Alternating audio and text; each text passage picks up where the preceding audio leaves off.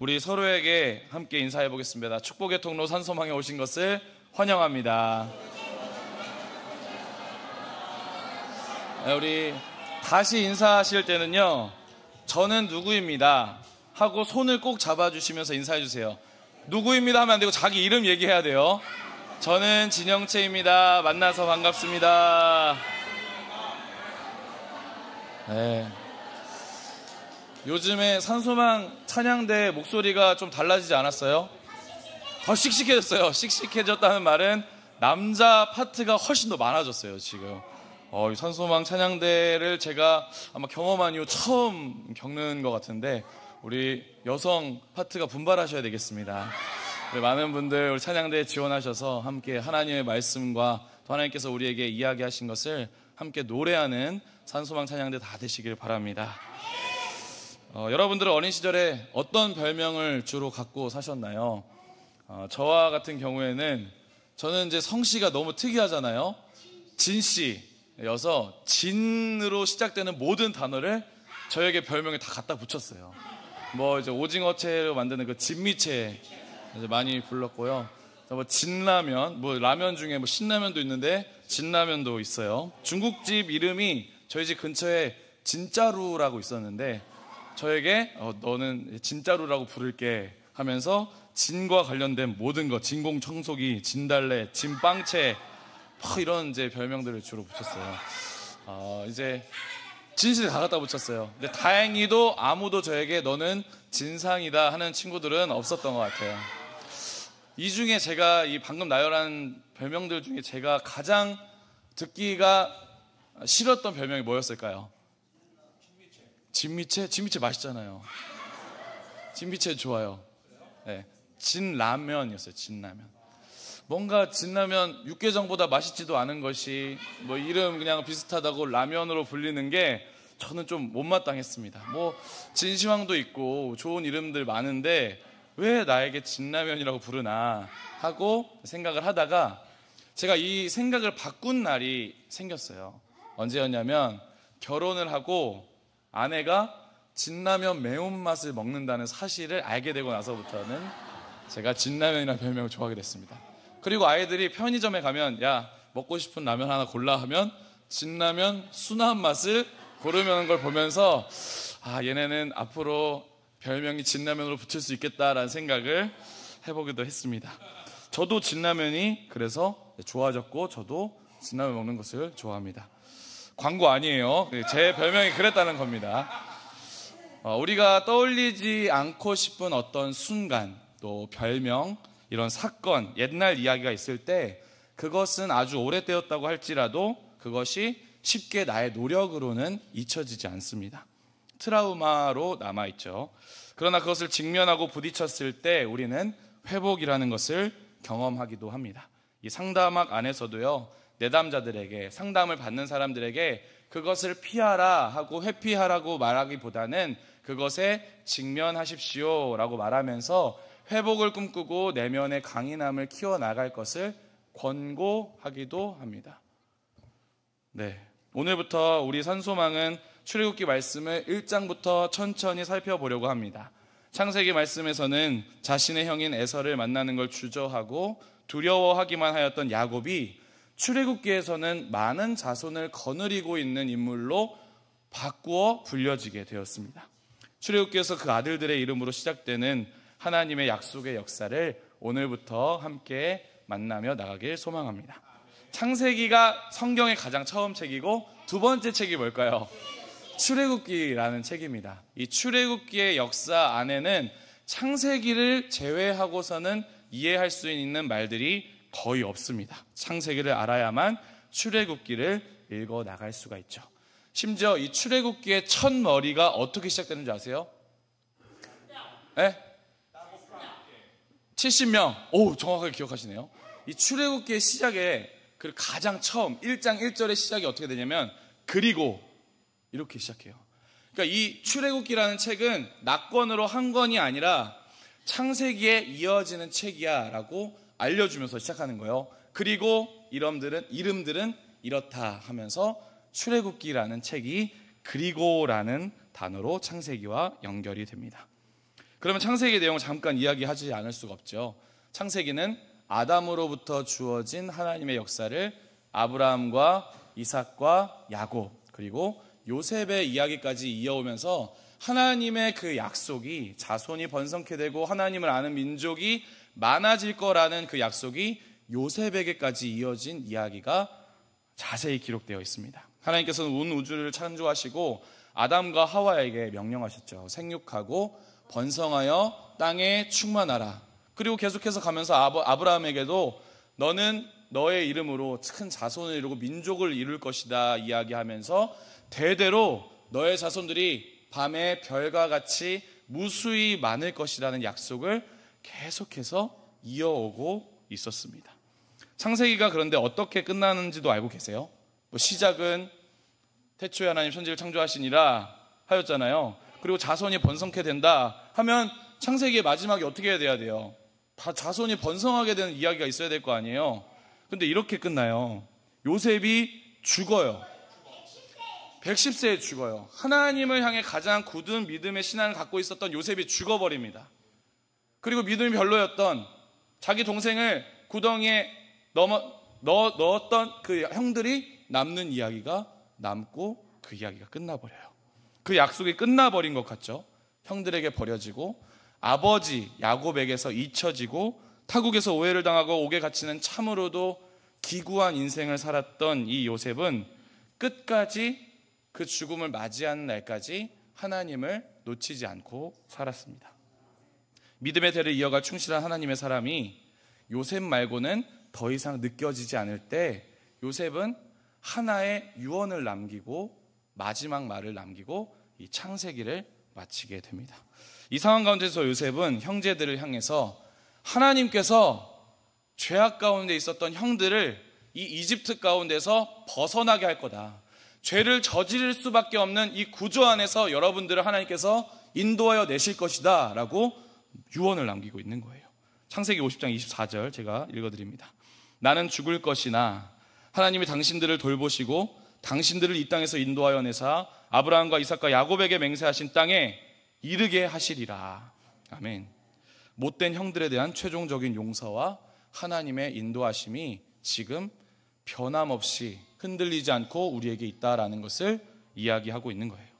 그들이 원래 머물러야 될 이 가나안 땅에서 이집트로 내려간 것이 당시에는 하나님의 언약이 끝난 것처럼 여겨집니다. 그러나 그것이 아니라고 요셉이 마지막에 이야기하고 있는 거예요.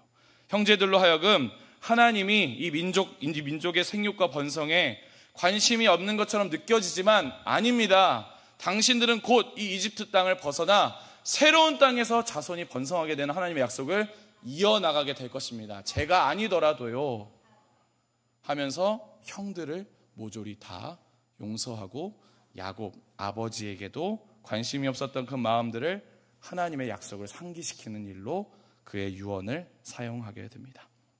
하나님이 이집트로부터 모든 이스라엘 자손들을 벗어나게 하실 것이라고 말하고 있는 것이죠. 그리고 출애굽기 1장의 포문을 열면서 모세는 가장 처음 요셉의 형제들 이름들을 다 나열하고 있는 것입니다. 아까 창세기 마지막 장과 출애굽기 첫 장을 뭘로 연결한다고 했어요?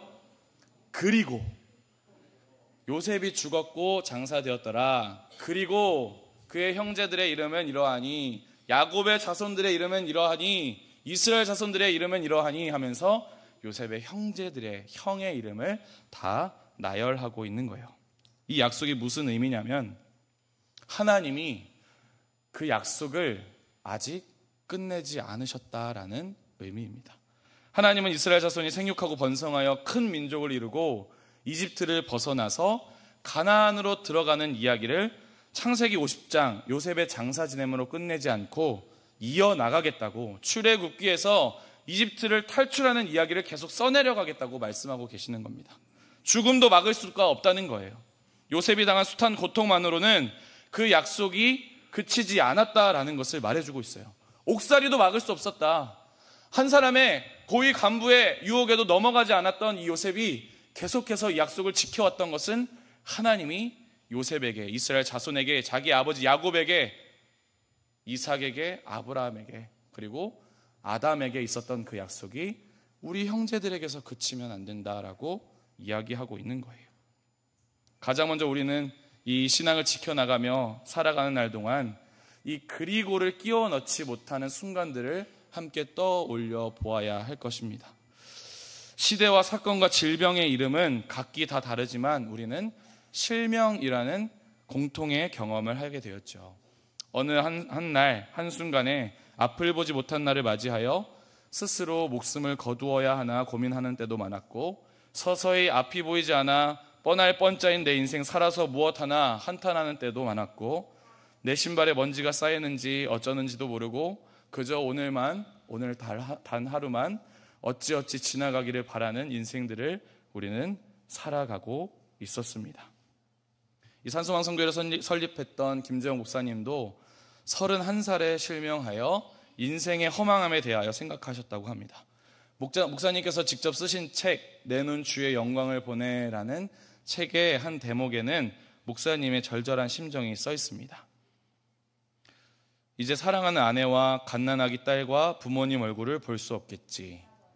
내 인생이 고작 이렇게 되려고 대학 시절 밤늦게 공부하고 휴일에 빈 사무실에 나가서 일했단 말인가.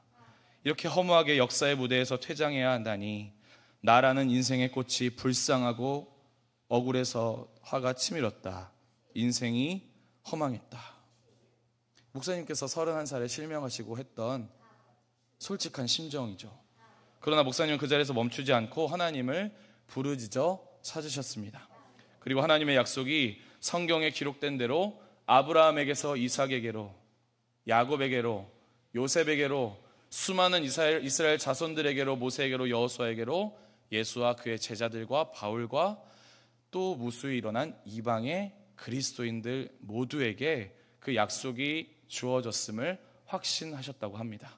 그리고 그 복음은 김재용 목사님을 실명한 이후에도 지나치지 않고 나에게도 흘러 들어왔음을 믿으셨다고 합니다. 하나님의 음성이 들려온 것이죠. 재용아, 내가 너를 사랑한다. 목사님께서는 스스로 끊으려던 목숨을 부여잡고 이 말씀이 나에게서만 머물지 않고 나와 같이 중도에 실명하여 앞을 보지 못하게 된 이에게 똑같이 이 말씀을 들려주고 가르치기 위해 신학을 다시 공부하고 교회를 개척하고 점자 성경 공부반을 운영하셨습니다. 그리고 그 선교회는 올해 36주년을 맞이하였습니다. 목사님이 생각하시는 대로 그 인생이 31살에 다 끝나버린 게 아니었어요. 다 정리하고 끝내버리고 싶어 했던 그 인생은 2배가 훨씬 더 넘도록 지나왔습니다. 그 힘이 어디로부터 왔을까요? 그 힘은 때마다 우리에게 그리고를 허락하셨던 하나님으로부터 왔는 줄로 믿습니다. 오늘 우리가 아픈 몸과 마음을 부여잡고 함께 이 자리에 나와 예배하는 이유도 앞이 보이지 않아 모든 것이 불평스럽고 불만스러운 인생에 좀 더 나은 하루는 없을까? 좀 더 나은 인생은 없을까? 내 인생이 정말 여기서 끝나버리려나? 생각하다가도 그리고 그럼에도 불구하고 내 인생은 살만하다, 살 가치가 있까? 나는 하나님이 있기에 너무나도 소중하다라는 생각을 하기 위해 여기 나와 있는 줄로 믿습니다. 나와 같은 아픔을 겪는 이에게 한 발 앞서 실명을 경험한 한 사람으로서 격려와 위로를 건네는 이유도 역시 그리고를 허락하신 하나님 때문이라는 것을 믿으시길 축복합니다. 다 같이 한번 따라해 보겠습니다. 하나님. 너무 훌륭하신데요. 그리고 나. 다시 한번 해보겠습니다. 하나님. 그리고 나. 다시 한번 해볼게요. 하나님. 그리고 너 하면서 옆에 분 손을 한번 잡아주세요. 자, 하나님. 그리고 너. 마지막으로 하겠습니다. 하나님. 그리고 산소망. 이 그리고 덕분에 우리는 연결될 수 있었고, 우리가 알지 못했던 산소망 성교에 나와 함께 아픔을 나누고 슬픔은 나누고 기쁨은 배가시키며 이 성교회가 36해 동안 살아온 줄로 믿습니다.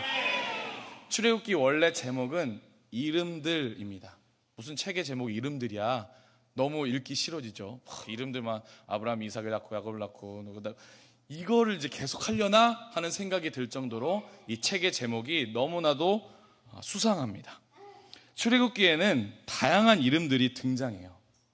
이름에는 그 이름을 지은 사람의 바람이 담겨 있죠. 그래서 이름에 많은 의미를 담고자 애씁니다. 미자라는 이름이 굉장히 우리나라에 많다고 해요. 아름답고 정숙하다라는 의미를 닮았다고 합니다. 말자, 막내 딸이라는 의미가 있는 것 같아요. 딸 그만 낳고 아들 낳자는 의미도 담겼다고 합니다. 심지어 저희 친할머니 성함은 달막이었습니다. 딸막, 딸 마지막이다 하면서 이제 저희 증조 할머니께서 지으셨다고 하는데, 딸 막달은 아주 끝이라는 의미를 담고 있죠. 지금은 그렇지 않은데 아주 오래전에 남아선호 사상을 갖고 있었던 시절의 이름들입니다. 쑥자, 고요한 사람, 조용한 사람. 덕희, 복과 덕이 많은 사람. 미영이, 아름다운 사람. 영자, 영희, 정숙이. 네, 미경이. 우리 산성에도 미경이가 두 분이나 있죠. 박미경 A, 네, 박미경 B. 우리 김재홍 선생님 사모님 성함도 박미경이고, 우리 찬양대 윤세중 선생님 사모님 성함도 박미경이에요. 왜냐하면 좋은 뜻이 담겨 있기에 우리는 같은 이름을 가지고 있을 때도 있는 거죠. 이렇게 이름에는 많은 의미가 담겨 있습니다. 그 이름을 가지고 재밌는 놀이도 하잖아요. 김수한무, 거북이와 두루미, 삼천갑자, 동방삭 이러면서 이제 막 갖다 붙이는 겁니다. 좋은 거는 다 갖다 붙여요. 영생불사하는 이름들도 갖다 붙이면서 이 이름에 정말 많은 것을 담으려고 노력하는 것이 우리 인간들의 인생이죠.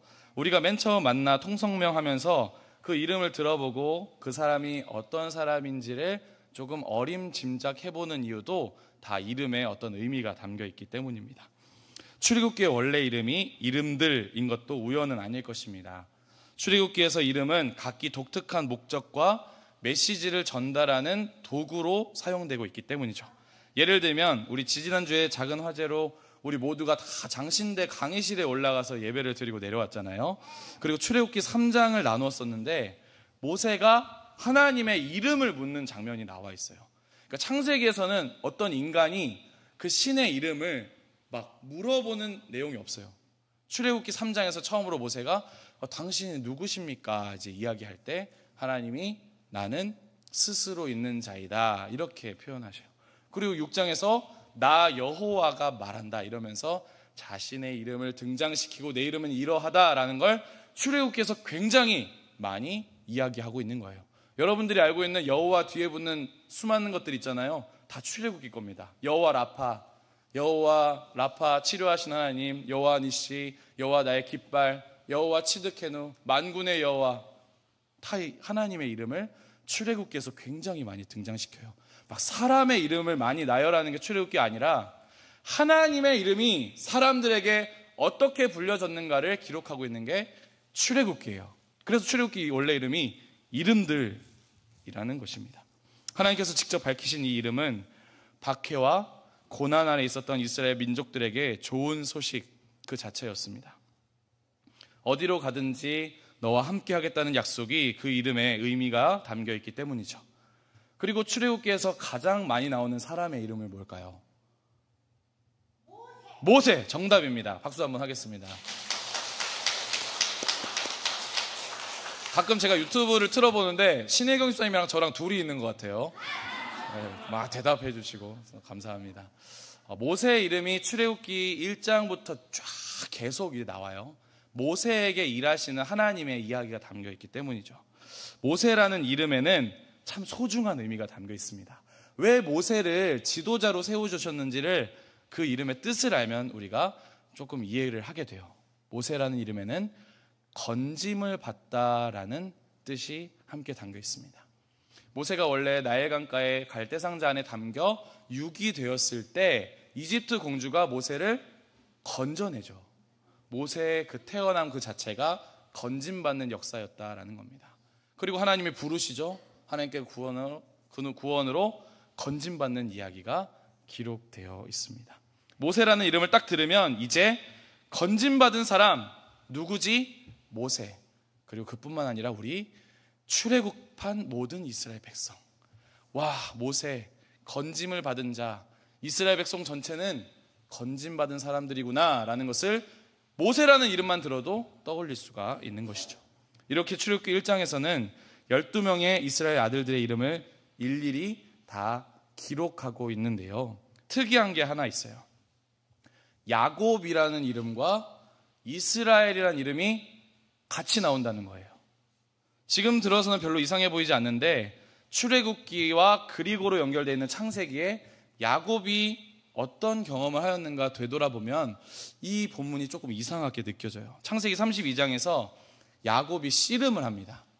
어떤 사람과 밤에 씨름을 하게 돼요. 어느 날 야곱이 장자권을 가로챈 것을 이유로 형 에서 만나는 것을 막 너무 두려워하고 있었어요. 그 가는 길에 만나서 무슨 얘기를 해야 되는지 너무 미안함도 있고 두려운 마음이 야곱에게 있었습니다. 그리고 에서를 만나러 가는 야복강가 그 길가에서 한 사람과 씨름을 하게 돼요. 그리고 엉덩이 뼈가 탈골되는 일을 경험하게 됩니다. 이제 많은 사람들은 이 성경을 읽어나가면서 창세기 32장에 야곱의 이 뼈가 탈골되는 일이 아마 중도에 장애를 입게 된 첫 기록이 아닌가 이렇게 얘기하면서 장애의 역사를 설명하기도 하는데, 어쨌든 야곱은 씨름을 끝까지 포기하지 않고, 그러니까 장애를 입었음에도 씨름을 포기하지 않고 씨름에 이겨서 이스라엘이라는 이름을 받게 돼요. 계명하는 사건이 32장에 기록되어 있습니다. 씨름하던 상대가 날이 밝기 전에 나를 보내라고 말하지만 야곱은 축복을 해달라고 해요. 그럴 때 남자로 여겨졌던 그 사람은 스스로 하나님인 것을 밝히고 그 이름을 이스라엘로 바꾸면서 네가 하나님과 사람을 이겼다라고 말하였습니다. 이 이야기는 야곱이 어떤 상황에서도 씨름을 포기해서는 안 된다는 이야기를 전하면서 인간의 인생이 오직 하나님만이 중요한 변화를 가져오시는 분이라는 것을 말하고 있는 사건이라는 것이죠. 그 오늘 말씀에 나오는 야곱과 이스라엘이 동일 인물이라는 것입니다. 야곱의 허리에서 나왔다라는 표현을 엿보면 씨름하는 날 엉덩이 뼈가 탈골되어 다리 저는 지체 장애인이 된 것을 다시 한번 상기시켜주고, 장애가 자손이 번성되게 되는 것을 막을 수 없었다. 12명의 아들도 자손도 지금 함께 이집트에 있는 70명의 야곱 족속, 야곱 민족들이 생겼다라는 것을 같이 의미하고 있는 거예요. 허리가 끊어졌어요. 그런데 출애굽기 1장에서 그리고로 연결되면서 이 허리에서 이렇게 많은 자손이 나왔다. 창세기의 연속선상에 출애굽기의 시작이 있는 거죠. 하나님의 강한 손에 맞아서 무너졌던 엉덩이뼈와 약한 허리를 가졌음에도 생육과 번성에 장애가 되지 않았음을 이야기하고 있는 거예요. 생육과 번성이 뭐 그리 대단한 사건인가 이야기하실지 모르겠지만 출애굽기 그 당시 고대 시대에는 자손을 번성하게 하는 것이야말로 힘이었습니다. 창세기의 약속이 생육하고 번성하는 것이라는 것이 우연이 아니라는 거죠. 장애와 죽음의 한복판에서도 힘을 가질 수 있다라는 것, 장애와 힘겨움과 고통과 뼈의 부러짐과 허리의 연약함 중에도 하나님은 이것마저 주님께서 예배 받으시길 원하는 분이라는 것을 상징적으로 잘 알려주고 있는 본문이라는 거죠. 무능력한 야곱의 허리, 그러나 이 와중에도 능력 있으신 하나님에 관하여 서술하고 있는 것입니다. 어떤 면에서는 창세기에서만 창조를 다루는 것이 아니라 하나님께서 직접 관여하시고 빚으시고 직접 일하시고 행하시는 창조가 430년 전 창세기 그 안에 있었던 사건으로 끝나는 게 아니라 하나님은 생명의 다시 태어남을 매일매일 바라고 계신다라는 거예요. 매일매일 우리의 생명은 재창조된다라는 겁니다. 하나님과 씨름할 때만요. 하나님, 내가 이러한 죄악을 저질렀습니다. 하나님, 오늘 나 돌이켜 하나님 앞으로 돌아옵니다. 나 하나님과 씨름하여 하나님 앞에 서보겠습니다 라고 이야기하며 다시 창조되는 것이 우리 인간들의 삶이라는 것이죠. 7절 말씀 제가 읽어드립니다. 이스라엘 자손들은 생육하고 불어나 번성하고 매우 강하여 온 땅에 가득하게 되었더라. 아멘. 불어나 번성한 백성들의 수가 얼마나 되는지 우리는 잘 알고 있죠. 우리 출애굽기를 할 때 이스라엘 전체 백성들을 성경의 기록에서는 60만이라고 기록합니다. 그런데 자녀들과 여자의 수가 계수되어 있지 않았다라고 생각한 걸 보면 그 수가 100만, 200만이 되었을지 우리는 또한 상상해 볼 수가 있죠. 70명에서, 아니 야곱 혼자에서 60만이 되었다라는 것만 보아도 우리는 참으로도 번성이라고 부를만 하다고 이야기할 수 있겠죠. 야곱이라는 이름과 이스라엘이라는 이름이 동시에 나온 이유는 이제 이스라엘이라고 불리는 야곱의 후손들이 출애굽할 때 광야에서 또 시내산에서 하나님이 다스리시는 가족이 되기 위해 그 씨름을 멈추지 않았다라는 걸 얘기해요. 이스라엘 백성들이 출애굽기 어떻게 기록되냐면요, 죄악의 역사로 기록합니다. 배신의 역사로 기록해요. 우상숭배의 역사로 기록합니다. 그런데 하나님께서 이 창세기 출애굽기에서 그 역사를 끝내지 않은 건 그들이 씨름을 멈추지 않았다라는 거예요. 계속 하나님의 허리를 부여잡고 하나님 다시 돌아가기를 원합니다. 우리를 불쌍히 여겨주십시오 하고 불렀다는 거예요. 노예 생활로 안주하였던 것이 아니라 하나님 우리의 신음소리가 들리시지요 하고 기도할 때 모세를 부르셨다는 거예요. 시내산에서 고생할 때, 광야에서 뜨거운 햇볕 위에서 만나와 메추라기만을 기다릴 때, 또 그것이 멈췄을 때 씨를 멈추지 않고 하나님만 쫓아갔다는 역사를 우리는 아주 잘 알고 있습니다. 어쩌면 우리가 살아가면서 하고 있는 모든 씨름의 기원을 이스라엘 백성들로부터 찾아야 할런지 모릅니다. 모든 두려움에 있어서 붙들어야 할 분이 하나님인 것을 부정할 수 없다라는 것이죠. 인간은 모두 태어나서 모종의 씨름을 하다가 이 땅과 작별합니다. 씨름의 종류에는 굉장히 다양한 것들이 담기게 되겠죠. 질병, 관혼상제를 포함한 모든 가정사, 인간관계, 노동, 시험, 돈. 우리는 결코 이 씨름을 피하면서 살아갈 수 없는 존재들입니다. 어떻게든 이러한 것들과 씨름하면서 살아가게 돼요. 하나님과 동행하면서 이 씨름을 하면서 살아가게 됩니다. 이 과정에 야곱의 엉덩이가 탈골된 것처럼 장애를 얻는다 하여도, 모든 돈을, 재산을 잃는다 하여도, 내 모든 것에 낙방하게 되어도, 회사를 가지 못하게 되고, 사람과 다투게 되고, 엄마의 이름을 부를 수 없게 되고, 사랑하는 가족을 잃어도 우리는 이 씨름을 멈춰서는 안 된다는 것이죠. 이스라엘 자손들이 홍해를 건너는 씨름, 우리가 함께 해나가는 이유가 바로 하나님 한 분을 끝까지 그 허리를 부여잡고 해야 하는 씨름 때문인 줄로 믿습니다. 하나님은 왜 나에게 이런 처지를 가만히 내버려 두고 계시는가 하고 두 손 놓고 계실 것이 아니라, 하나님은 이 씨름 이후에 나에게 또 어떤 이름을 주시고자 하는지를 곰곰이 생각해 보아야 할 것입니다. 실제로 우리는 수많은 이름들 중에 그리스도인이라는 이름을 얻어 살아가야 될 줄로 믿습니다. 수많은 사람들이 우리에게 허울 좋은 이름을 붙이려고 노력해요. 맨날 애써요. 무슨 회장, 사장, 이사, 총장, 무슨 위원, 무슨 직분으로 우리를 가두려고 합니다. 목사, 장로, 집사, 권사. 그런데 그게 다 무슨 소용이에요? 그 이름을 가졌다고 해서 어디 내가 신앙이 급속도로 성장하던가요? 은근히 남보다 남 위에 조금 우위에 서보려고 하는 외식밖에 더 되지 않던가요? 저는 오히려 이 이름으로 불리는 게 부끄러울 때가 더 많습니다. 하나도 자랑스럽지가 않아요. 저는 목사라는 이름이 부끄럽습니다. 성도는 될 수 있겠는데 참 목사라 불리는 것이 부끄럽고 형편없는 삶을 살아갑니다. 사람들이요, 이름은 얻고 싶어 하는데요, 씨름하지 않으려고 해요. 하나님과 씨름하지 않으려고 하면서 승리는 하고 싶어 합니다. 그래서 결과값이 똑같으면 그것을 자신의 승리로 착각하려고 한다는 것이죠. 그래서 신앙인이 아닌 이들의 입에서 예수 안 믿는 나나 예수 믿는 너나 다를 것 하나 없네 소리를 듣고도 유구무원입니다. 사랑하는 여러분, 하나님과 씨름하기 바랍니다. 하나님은 하나님과의 끊임없는 씨름을 통해서 나의 그 잘난 이른 앞에 붙어있던 모든 것을 다 떼어내시고 그리스도인이라 칭하여 주실 줄로 믿습니다. 이 이름은 그냥 주어지는 것은 아니고 뼈가 부러지는 씨름의 과정을 통하여서 우리에게 주어지는 줄로 믿습니다. 내 삶의 주인장 노릇하던 나 자신의 삶을 하나님께로 완전히 되돌려 놓는 것입니다. 죽음 앞에 조마조마하면서도 난 나 자신을 믿어라고 당당하게 말하던 입술을 회개하는 것이죠.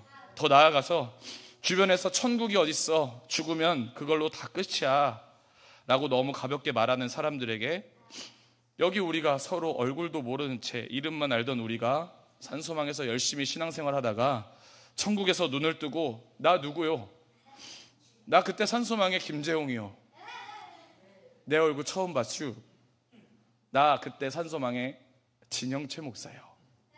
저 그때 함께 신앙생활하던 누구요? 라고 이름을 불러가면서 얼굴을 확인하는 때가 우리에게 반드시 이루어진다는 천국 소망이 반드시 이루어야 될 줄로 믿습니다. 우리 다 옆에서 함께 신앙생활했던 사람들의 얼굴 궁금하잖아요. 다 만나야 되잖아요. 다시 봐야죠. 그 어디를 가도 하늘 소망을 이야기해주지 않는 때에 오늘 하늘의 그 소망이 이 산소망에 가득하게 되기를 소망합니다. 그렇게 된다면 우리에게 가장 어울리는 그리스도인이라는 이름이 내 이름의 앞과 뒤에 붙게 될 줄로 믿습니다. 우리 주님이 나를 그렇게 불러주실 줄로 믿습니다. 사랑하는 산소망의 성도 여러분, 오늘 말씀에서 이스라엘 자손들이 온 땅에 가득하게 되었다라는 사실은 사실 창세기에부터 시작된 하나님의 신실한 약속이 지금도 끊어지지 않았다라는 것을 말해주고 있습니다. 그리고로 시작된 출애굽기는 이스라엘 백성들이 이집트에서 강하고 번성하게 된 것이 그들의 능력 때문만이 아니라 하나님의 약속이 그들을 끝까지 붙들고 계셨다라는 것을 이야기하고 있는 책이죠. 우리도 하나님과의 정직한 씨름 중에 정체된 생각과 포기와 좌절을 딛고 그리고를 넣어 우리에게 이미 건네신 약속이 반드시 이루어진다는 사실을 우리 모두가 고백하며 살아가게 되시길 주님의 이름으로 축복합니다. 우리 한 가지를 놓고 함께 기도하겠습니다. 우리 양손을 자신의 가슴에 대고 함께 기도하면 좋을 것 같은데요. 하나님, 오늘 나에게 그리고의 신앙을 허락하여 주십시오. 내가 살아가는 날 동안 하나님과 끝까지 씨름하여 내가 갖고 있는 장애, 아픔, 고통, 질병 모든 것이 방해가 되지 않고 장애가 되지 않고 하나님 앞에 서 있는 내가 그리스도인이라는 이름으로 한 사람의 참 성도로 하나님의 제자와 백성도로 살아가게 하여 주십시오. 우리 강하게 주님의 이름 한번 부르고 다 같이 기도하겠습니다. 주여! 사랑하는 하나님, 우리에게 창세기에서 출애굽기로 넘어가는 그리고의 신앙이 이어지게 하여 주시옵소서.